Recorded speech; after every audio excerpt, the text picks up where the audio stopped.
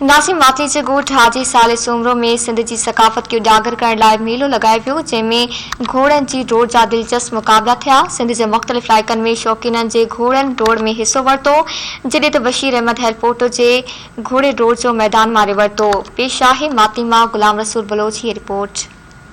नाज़रीन, सिंध जी सकाफ़त जा ख़ूबसूरत कई रंग आहिनि।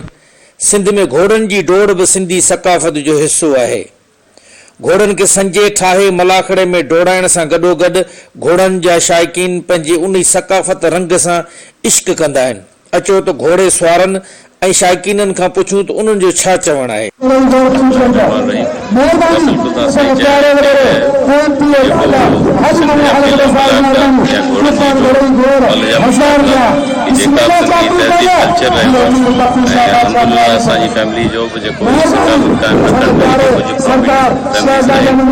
असांजे अॿनि ॾाॾनि खां हीअ असां हिन शौक़ में शुमार, हीअ असां ईअं सम्झो त हीअ असांजी रत में शुमार। दादा हुआ नाना हुआ हुयो खपती हुआ वरी असीं अची करे ॼायूं वरी ने धन खे सेखारियो अथऊं वरी हीअ पिया हलंदा ईंदा इन कम खे। सिंधी घोड़ा जेके असांजा ख़ासि करे आहिनि उहे असांजे हथ जा ॾिजी करे रखियल आहिनि, उहे घोड़ा भला रहंदा। बाक़ी ॿाहिरां वठी था अचूं पोइ मिड़ई घोड़ा उहा असां 5-7 क़िस्मनि जा आहे। रलो आहे, मुन आहे, चौरस आहे, चौबाज़ आहे, इलाही क़िस्म आहिनि घोड़नि जी डोड़। असांजे सिखणो आहे चङो पिया असांजी सिंधी जी सकावत आहे। चढ़ंदासीं सिखंदासीं, असांजो ख़ानदानी शौक़ु आहे।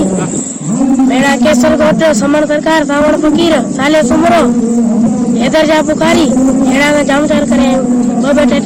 नाज़रीन, सिंध में घोड़े जो शौक़ु रखंदड़ ऐं मेलनि मलाखड़नि में घोड़नि जी डोड़ में हिसो वठंदड़ शौक़ीननि जो चवणु आहे त सिंध में घोड़नि जी डोड़ दुनिया जे घोड़नि जी डोड़ खां मुख़्तलिफ़ आहे।